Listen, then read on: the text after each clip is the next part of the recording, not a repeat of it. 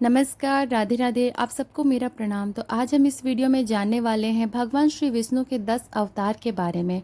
हिंदू धार्मिक ग्रंथों की मान्यताओं के अनुसार धरती पर बढ़ते पापों को खत्म करने के लिए भगवान खुद संसार में अवतार के रूप में प्रकट होते हैं।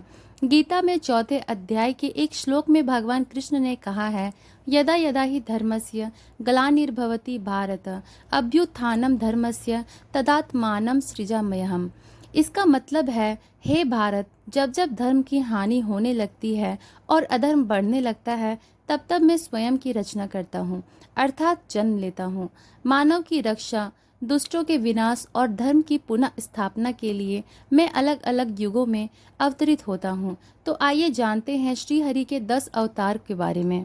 पहला है मत्स्य अवतार। मत्स्य अवतार भगवान विष्णु का पहला अवतार है। इस अवतार में विष्णु जी मछली बनकर प्रकट हुए थे। मान्यता के अनुसार एक राक्षस ने जब वेदों को चुराकर समुद्र की गहराई में छुपा दिया था, तब भगवान विष्णु ने मत्स्य अवतार में आकर वेदों को पाया और उन्हें फिर से स्थापित किया था। दूसरा है वराह अवतार। वराह अवतार हिंदू धर्म ग्रंथों के अनुसार भगवान विष्णु के 10 अवतारों में से तीसरा अवतार है। इस अवतार में भगवान ने सुअर का रूप धारण करके हिरण्याक्ष राक्षस का वध किया था।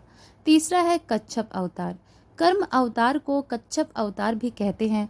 इसमें भगवान विष्णु कछुआ बनकर प्रकट हुए थे। कच्छप अवतार में श्री हरि ने क्षीर सागर के समुद्र मंथन में मंदर पर्वत को अपने कवच पर रखकर संभाला था। मंथन में भगवान विष्णु मंदर पर्वत और वासुकी सर्प की मदद से देवताओं और राक्षसों ने 14 रत्न पाए थे। चौथा है नरसिंह भगवान। ग्रंथों के अनुसार भगवान विष्णु के 10 अवतारों में से चौथा अवतार नरसिंह है। इस अवतार में लक्ष्मीपति नरसिंह मतलब आधे शेर और आधे मनुष्य बनकर प्रकट हुए थे। इसमें भगवान का चेहरा शेर का था और शरीर इंसान का था। नरसिंह अवतार में उन्होंने अपने भक्त प्रहलाद की रक्षा के लिए उसके पिता राक्षस हिरण्यकश्यप को मारा था। पांचवा है वामन अवतार। भगवान विष्णु के पांचवा अवतार है वामन। इसमें भगवान ब्राह्मण बालक के रूप में धरती पर आए थे और प्रहलाद के पौत्र राजा बलि से दान में 3 पद धरती मांगी थी।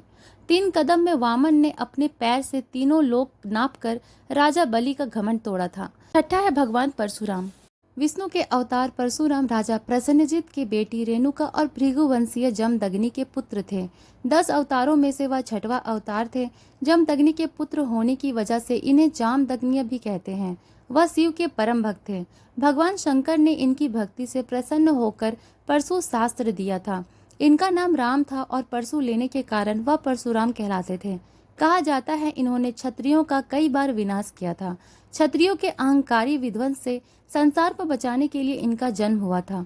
सातवां है श्री राम। विष्णु के 10 अवतारों में से एक मर्यादा पुरुषोत्तम भगवान श्री राम है। महर्षि वाल्मीकि ने राम की कथा संस्कृत महाकाव्य रामायण में लिखी थी। तुलसीदास ने भक्ति काव्य श्री रामचरितमानस की रचना की थी। श्री राम अयोध्या के राजा दशरथ और उनकी पहली रानी कौशल्या के पुत्र थे। आठवां है श्री कृष्ण। यशोदा नंदन श्री कृष्ण भी विष्णु के अवतार थे। भागवत ग्रंथ में भगवान कृष्ण की लीलाओं की कहानियां हैं।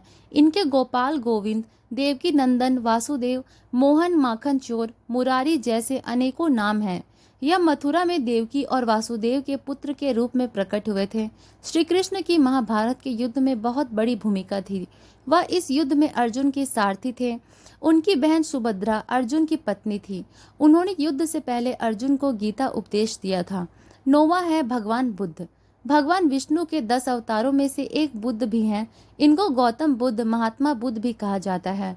वह बौद्ध धर्म के संस्थापक माने जाते हैं। बौद्ध धर्म संसार के 4 बड़े धर्मों में से एक है। इनका जन्म क्षत्रिय कुल के शाक्य नरेश सुधोधन के पुत्र के रूप में हुआ था। इनका नाम सिद्धार्थ रखा गया था। गौतम बुद्ध अपनी शादी के बाद बच्चे राहुल और पत्नी यशोधरा को छोड़कर संसार का मोह माया और दुखों से मुक्ति दिलाने के मार्ग पर निकल गए थे। 10वां है कल्कि अवतार। कल्कि अवतार भगवान विष्णु का आखिरी अवतार माना जाता है। कल्कि पुराण के अनुसार श्री हरि का कल्कि अवतार कलयुग के अंत में होगा। उसके बाद धरती से सभी पापों और बुरे कर्मों का विनाश होगा। तो दोस्तों आज की वीडियो यहीं समाप्त होती है। अगर आपके मन में कोई प्रश्न हो इस वीडियो को लेकर तो नीचे दिए गए कमेंट बॉक्स में बता सकते हैं।